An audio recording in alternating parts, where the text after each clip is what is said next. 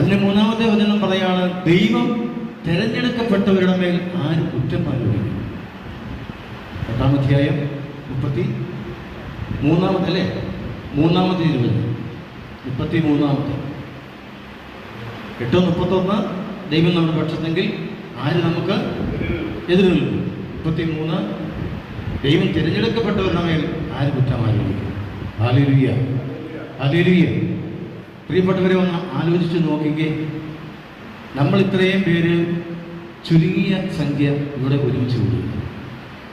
2-3 പേർ എൻ്റെ നാമത്തിൽ ഒരുമിച്ച് കൂടുന്ന അവരുടെ മധ്യത്തിൽ ഞാനുണ്ട്.